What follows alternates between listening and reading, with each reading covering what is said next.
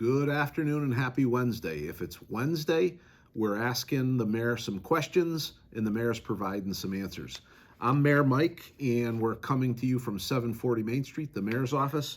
Today, it should be a fairly quick video. We've got a total of 3 questions. And the first one comes from Christine. And the question is, are there any plans to have a mobile shredding event in town?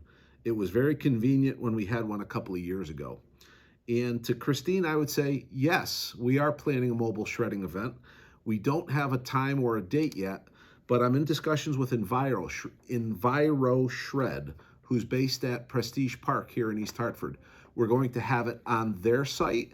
It'll be just for East Hartford residents who can provide proof of residency. And Enviro Shred is actually a very community invested business.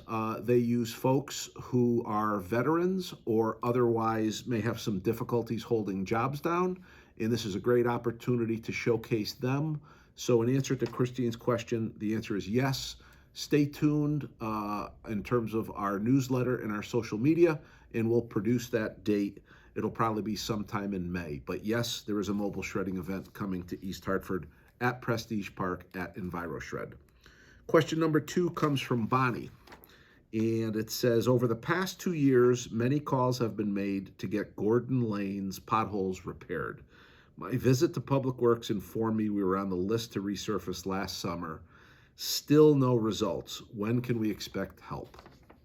I think, Bonnie, you or your daughter may have spoken to Doug Wilson, our town engineer, and he told you about Q-Alert.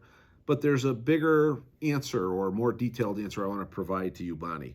So first off, Gordon Lane is set to be repaired in 2023.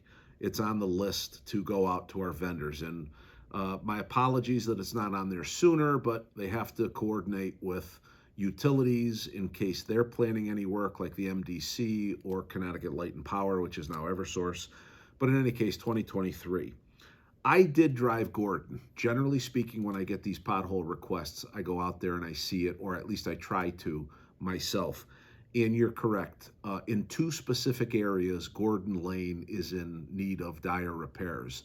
It's not all of Gordon Lane. Gordon Lane's not perfect. Don't get me wrong. It is in need of repair. But there are 2 specific areas where the pavement is what I would call delaminating or simply coming apart at the seams. I'm highly recommending to Public Works a curb to curb, about 20 feet long in each case, full mill, and what we call a sealed overlay or a patch. So I'm not recommending in 2022 that this thing get escalated, but I am recommending that we bring in a firm once the asphalt plant's open, probably sometime in early or the middle of April, and we do a curb-to-curb cut of those 2 very distinctive areas where the pavement is literally coming apart. I think the community will be happy with that. It will not push aside other roads that we already have engineered and are ready to go, and it will give the Gordon Lane folks some relief. So again, I did drive it. There is some work to be done, more like 2 specific areas, but I think at the end of the day, you'll be happy with those repairs. That is on the to-do list. The last question comes from Lucia.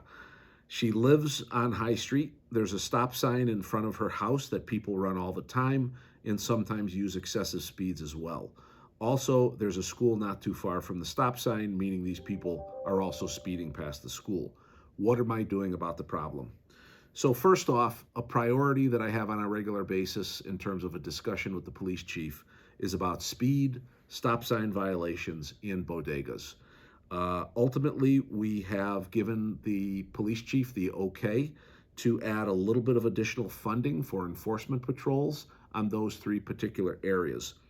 Recognize we only have 2 officers in our traffic patrol, and I will tell you that I receive this from the police chief on a monthly basis. It's the departmental report. This is for February 2022. And since I've taken office, if you compare February 2021, where there were 129 infractions or moving violations, the officers have ticked that up to 259. So there's almost been 100%, more than 100% increase in terms of moving violations done. terms of parking tickets, in February of 2021, a total of 25 parking tickets were issued. We're up over 146 now. So yes, we're aware of it.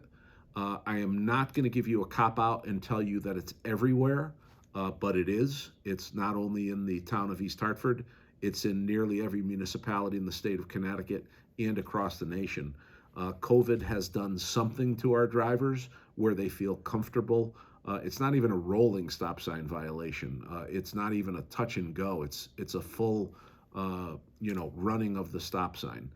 We also have speeds across the areas. I don't think with the new cars, people understand just how fast they're going. And I think I'll relate it to the school survey questionnaire issue out there. We need, as a community, to really start looking at ourselves and get everybody to slow down. This is something, if anybody out there who's listening can help us, help the community to understand just how much of a concern it is, that would be appreciated. But in the end, we're with our 2 officers, we're doing additional enforcement. We've doubled the number of moving infractions, and we've almost tenfold increased the number of parking tickets that we've done. So on Wednesday, this is Mayor Mike. Those are the answers to the 3 questions. And if you have any more questions, simply send them to Ask the Mayor. And this time next week, I'll answer them. Take care and have a great week.